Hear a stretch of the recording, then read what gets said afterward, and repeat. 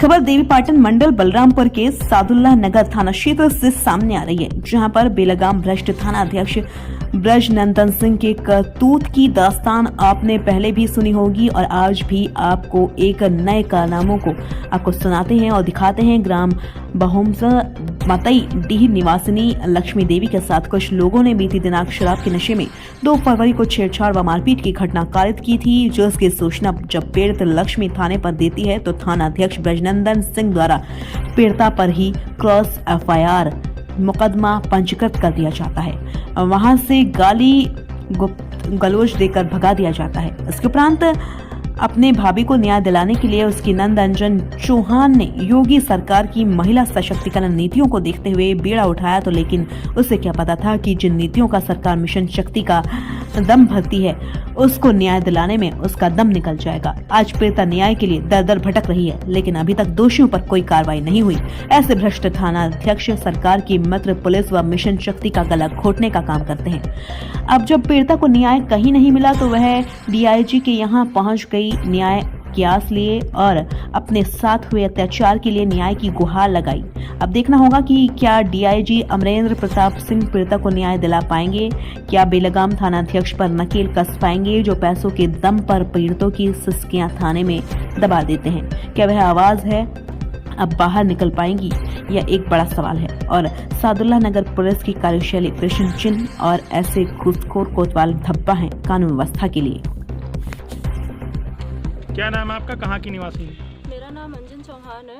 मैं बलरामपुर की रहने वाली हूँ और मेरे गांव का नाम है रामपुर फ्रेंड, थाना सादुल्ला नगर। आज आप DIG साहब के आई है, क्या है प्रकरण? क्या लगता है पुलिस वहाँ पार्टी बनकर काम कर रही है? जी, मुझे डाउट है। मैंने कुछ चीज़ें अपनी आंखों से देखी है, पार्टी बदलते हुए, बातचीत करते हुए कोने में जाके।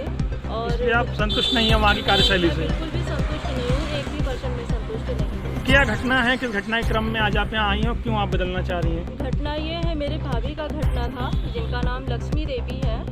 उनके साथ छेड़खानी हुई और उसी छेड़खानी के सिलसिले में मेरी भाभी, मेरी मम्मी और मेरे पापा थाने गए लिखाने के लिए, FIR के लिए। तो वहाँ पे जब गए तो मेरे पिताजी ने बताया कि थाना के जो SHO हैं वो सो रहे थे और जैसे उन्होंने वो सो के उठे 5-6 बजे और उसके बाद में सो के उठने के बाद मेरे पिताजी को गाली दिया, 4-5 गाली दी। उसके बाद में उनके पीठ पे 2 थप्पड़ मारा और चुप करा दिए उनको। और जब जो FIR लिख रहे थे उन्होंने बोला, कुछ पिताजी बता रहे थे भाभी का केस, वो कह रहे हैं तुम्हारे मुंह में बवासीर हो गया है क्या, इस तरीके से उन्होंने शब्द का जवाब दिया। अच्छा। और उसके बाद में उन्होंने मतलब हमारी घटना ना सुनते हुए उन्होंने क्रॉस केस बना दिया, जिसमें कि उन्होंने धारा लगाया 323, 504, 506। FIR कॉपी है? जी, मेरे पास FIR कॉपी है, ये रही। तो ये आपका घटना, आपको 323, 504, 506 में उन्होंने मुकदमा कायम कर दिया। और घटना क्या थी? घटना ये थी कि मेरी भाभी के साथ छेड़खानी हुई, उनको रेप करने की कोशिश की गई और उनकी साड़ी खुल गई थी। साड़ी उनका मतलब खींच लिए थे, जो कृष्ण कुमार हैं उन्होंने इनकी साड़ी खींच ली। और उसके बाद में उनको जब भाभी ने आवाज़ लगाया तो मौके से मेरे पिताजी थे और मेरे मम्मी थी घर पे, जो कि दौड़ते हुए गए, क्योंकि मेरा घर खेत में ही बना हुआ है तो ज़्यादा डिस्टेंस नहीं है। तो वहाँ पे जब पहुँचे तो मेरे मम्मी पापा को भी मारने लगे, मेरे भाभी को भी मारे, भाभी को बहुत ज़्यादा मारे, उनको होश भी नहीं था, बेहोश हो गई उस समय। और इनको अराउंड आधा घंटे तक इनको होश नहीं आया था। जी। और उसके बाद में पूरी घटना ये हो जाती है, FIR वगैरह कुछ भी नहीं। और जब मैंने एक एप्लीकेशन डाला IGRS पे, तो उसके सिलसिले में मुझे बुलाया गया थाने पर, मुझे और मेरी भाभी को। तो मैं मौके से मैं वहाँ पे पहुँची, उन्होंने कोई पूछताछ नहीं किया, कुछ भी नहीं कहा। जैसे मैं वहाँ पे खड़ी भी नहीं हुई, उन्होंने कहा कि तुम ही एक ऑनलाइन करना जानती हो, तुम ही एक पढ़ी लिखी लड़की हो, मतलब गाली गलौज और पढ़ाई लिखाई। अच्छा, आपसे बदसलूकी कौन किया? ये थाने के दरोगा SHO, जो कि उनका नाम ब्रजानंद सिंह है, वही गाली गलौज आपसे जी, की? उन्होंने ही किया। और 2-4 महिला पुलिस थी, 4-5 थी, जो कि मुझे एकदम घेरे हुई थी और लगभग मुझे पकड़ी थी। यहाँ पे उन्होंने मुझे पकड़ा था तो मैंने उनको बोला कि आप थोड़ा दूर रह के बात कीजिए, जो भी आपको बात करना है, लेकिन नहीं, वो सब मुझे गाली देने लगे। मेरे कपड़े को लेकर मतलब उन्होंने कमेंट किया और SHO ने ये बोला कि तुम्हारे ऊपर ऐसा केस कर दूंगा कि तुम्हारी पूरी पढ़ाई बर्बाद हो जाएगी, जेल में सड़ती रहोगी, जेल में डाल दूंगा। मतलब बहुत बुरी तरीके से मुझे उन्होंने डराया, धमकाया, प्रेशराइज किया मुझे।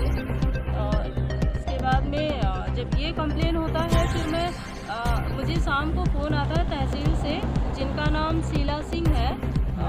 उन्होंने मुझे फ़ोन करके बोला, कह रही है कि तुमने मतलब रिकॉर्डिंग क्यों बनाया। तो हमने कहा, जब मुझे गाली गलौज देने लगे, मुझे डराने धमकाने लगे, तब मैं मौका पा के मैं रिकॉर्डिंग करी, क्योंकि उस समय मेरे पिताजी का फ़ोन आ गया था, तो मुझे मौका भी मिल गया रिकॉर्डिंग करने का।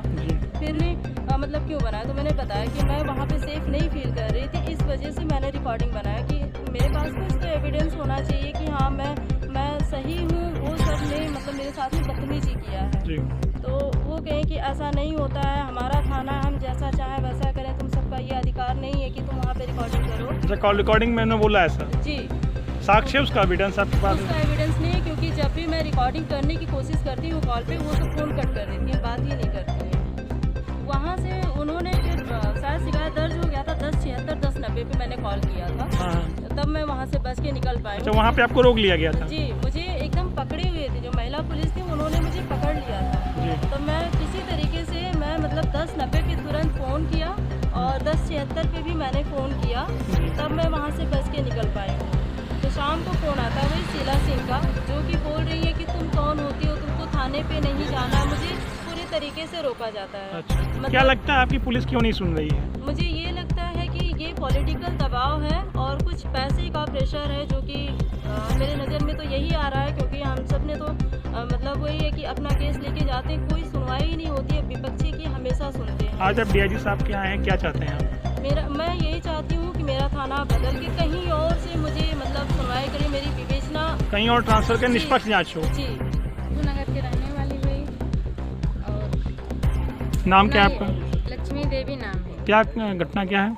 घटना ये है कि मेरा छेड़खानी हुई। मैंने खेत में गई थी हरेरा, जी। उसके बाद में ये लोग नशे में थे, पीछे से मेरा हाथ पकड़ लिया। जब पकड़ लिया मैं छुड़ा के भागा, बस मेरा अचड़ा खींच लिया, मुझे नंगा कर दिया, साड़ी खोल दी। कौन लोग थे?